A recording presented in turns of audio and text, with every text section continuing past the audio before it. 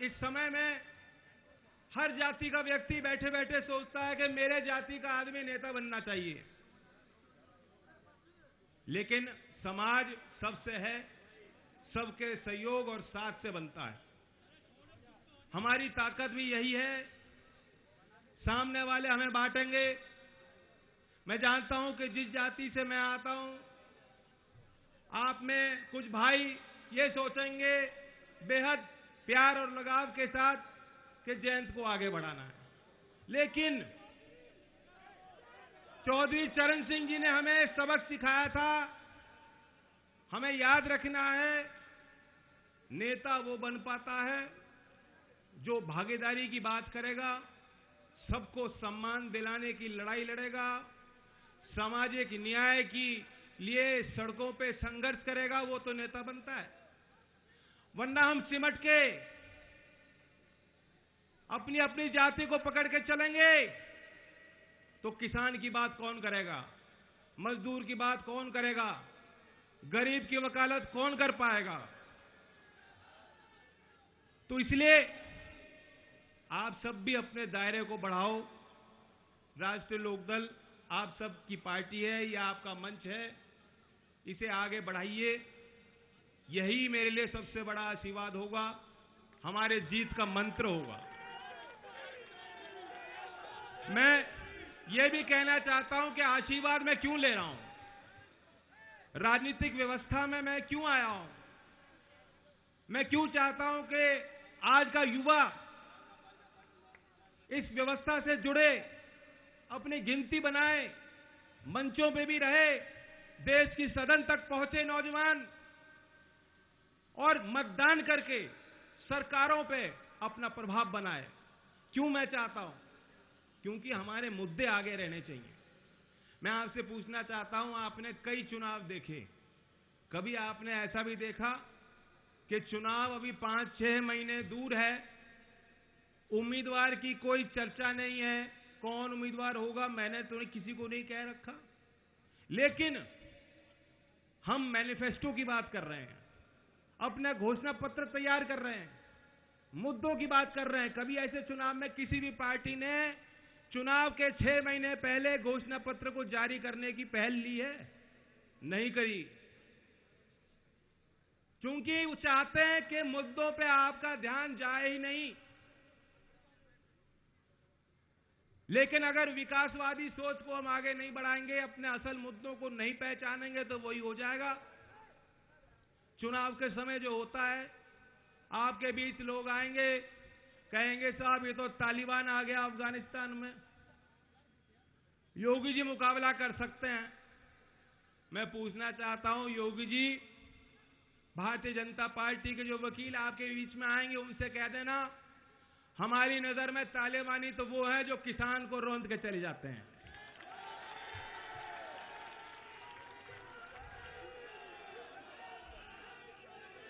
है वो कोई उपाय?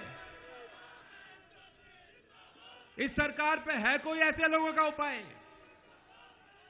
जब से मोदी जी आए हैं, देश में 8,300 लोगों पे यूएपीए की धारा लगाई गई। यूपी का एक हमारा भाई मध्य प्रदेश में जाके चूरी बेचने का काम कर रहा था, उसको भी घेर लिया, पकड़ लिया, उसको भी यूएपीए में बंद कर दिया, उस पर भी इल्जाम लगा दिया कि इसके तो आतंकवादियों से तार मिल रही है। जब आप दिल्ली ट्रैक्टर लेके गए थे, घर घर किसानों पर नोटिस भिजवा दिए थे, उस समय भी पुलिस धमकी दे रही थी कि यूएपीए की कार्रवाई किसानों के विरुद्ध होगी। यानी गरीब आदमी पे तो सख्त से सख्त कानून गरीब के लिए बने हैं। जेल में डाल दिया जाएगा, कब उनकी कोर्ट में सुनवाई होगी, कब उनकी तारीख लगेगी, क्या उन्हें न्याय मिल पाएगा? मुझे ज्यादा भरोसा उस व्यवस्था पे नहीं, जितना था वो उठने लगा धीमे धीमे। और वहीं जो आपके हत्यारे हैं वे मंत्री बने बैठे हैं, उनको सुशोभित किया जाता है, उनके बचाव में पूरी पूरी सरकार लग जाती है। जो मुख्यमंत्री कुलदीप सेंगर जैसे पापी अत्याचारियों को साथ बगल में बैठाते हो, जो गृह मंत्री टेनी जैसे गृह मंत्री को बुला के जो पीठ थपथपाते हो, ये इनकी नैतिकता है, ये किसान के प्रति इनका समर्पण है। और आपको परखना भी है कितना झूठ आपसे बोला गया। अब तो 2.5 महीने बचे हैं 2022। मोदी जी ने कहा था आय दुगनी होने वाली है। यहां है कोई साथी जिसकी आय दुगनी होने वाली है? चुनावी वर्ष था, आंदोलन इतना बड़ा चल रहा है, हम सब ने सोचा सरकार पे दबाव होगा, गन्ने का रेट जो बढ़ाया नहीं इतने वर्षों से, कुछ ना कुछ तो फालतू ही देंगे। फालतू क्या दिया गया? जितना हरियाणा दे रही है, पंजाब दे रही है, उससे मुकाबला भी नहीं कर पाए। लोग सोचे बैठे थे 450 मिलेगा। बताओ 450 की चर्चा थी कि नहीं? ये आपके लिए कंजूस हो जाते हैं। 5.5 लाख करोड़ का यूपी का बजट है इस बार। कहां पैसा जा रहा है, कहां धन लुटाया जा रहा है? जो किसान के लिए आप दे नहीं सकते, कहते हो संसाधन नहीं है। कोविड की उस पीड़ा घर घर तक पहुंची, कोर्ट तक लड़ाई लड़ी सरकार ने कि हम उन परिवारों को नहीं दे सकते। सवाल किया कोर्ट ने कि 4 लाख रुपए कम से कम हर पीड़ित परिवार को दीजिए। वहां केंद्र सरकार ने कह दिया हम पे पैसे नहीं है। और यहां से कोई जाके भाई केरल में जाके देखेगा ना, या बंगाल में जाके देखेगा, या दिल्ली मेट्रो पे ही सवारी ले लेना। अब तो 2 ही फोटो लग रही हैं चारों तरफ, मोदी जी और योगी जी। ये कहां से है? ये पैसा कहां से आ रहा है? ये आप ही के संसाधन हैं। अगर इस पैसे का सदुपयोग हो जाएगा तो विकास, तरक्की आपके द्वार, आपके घर तक पहुंच सकेगी। हम लोगों ने आकलन किया, विशेषज्ञों के साथ बैठे, थोड़ी बहुत अर्थनीति की जानकारी और ज्ञान मुझे भी है, और हमने हिसाब लगाया। आज मैं आपके बीच आकर कुछ घोषणा करना चाहता हूं इस संबंध में। कुछ तो वो बातें हैं जो हम अपने घोषणा पत्र में शामिल करेंगे, कुछ वो बातें हैं जो पहले नहीं कही गई, और यही आज मुरादनगर इस सभा में मैं घोषणा करना चाहूंगा। पहले तो आपने सुना होगा नूरपुर की मंडैया में मैंने कहा, मैं उस बात को दोहराना चाहता हूं। जो सरकारें कहती हैं कि पैसा नहीं है, 6,000 रुपए सालाना किसान को दिया, चुनाव के जस्ट पहले दिया, ताकि आपकी वोट प्रभावित हो। उससे कोई लागत तो पूरी हो नहीं रही, कोई किसी का गुजारा तो हो नहीं रहा। रोज डीजल और पेट्रोल के भाव बढ़ रहे हैं, लागत बढ़ रही है, गैस सिलेंडर आसमान छू रहा है, घर के गृहस्थी के खर्चे बढ़ते जा रहे हैं। 6,000 में कोई संतुष्ट है क्या? हमने इसलिए फैसला लिया, मैं जानता हूं यह भी पर्याप्त नहीं है, लेकिन मैं जानता हूं कि जब मैं घोषणा करूंगा, बीजेपी बैठे बैठे जितने नेता हैं वो थरथराना शुरू कर देंगे कि अब क्या करें। दबाव तो बनेगा।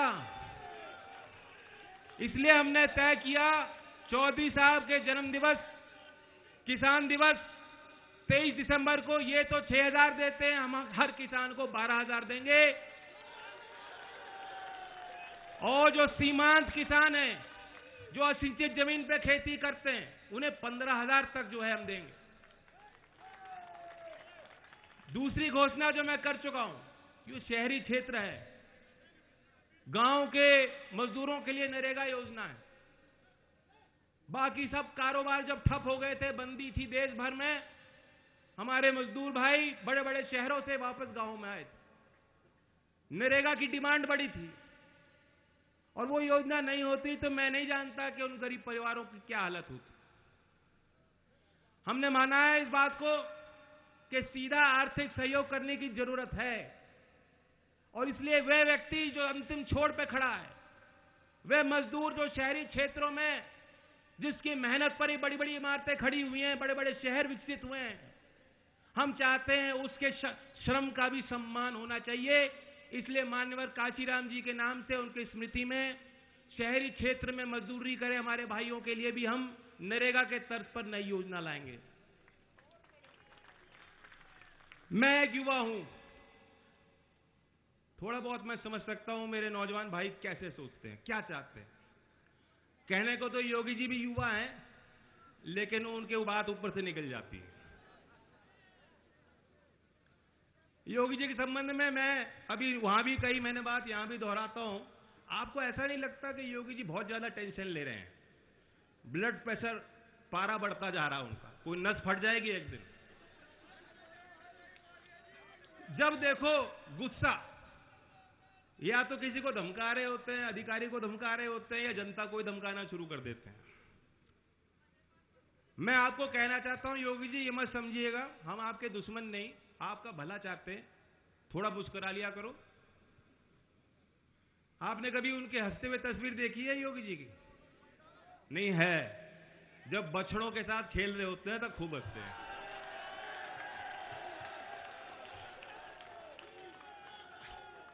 तो मैं तो चाहता हूं योगी जी को मुक्ति दें।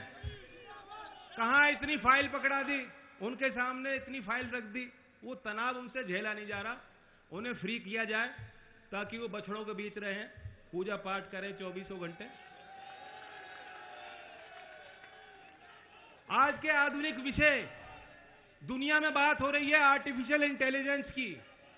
यहां ड्रोन उड़ रहा था अभी, ड्रोन टेक्नोलॉजी की, ब्लॉकचेन टेक्नोलॉजी की। अब योगी जी को जाके कहेगा आर्टिफिशियल इंटेलिजेंस, ब्लॉकचेन, मुझे तो नहीं लगता उन्हें बात समझ में आनी है।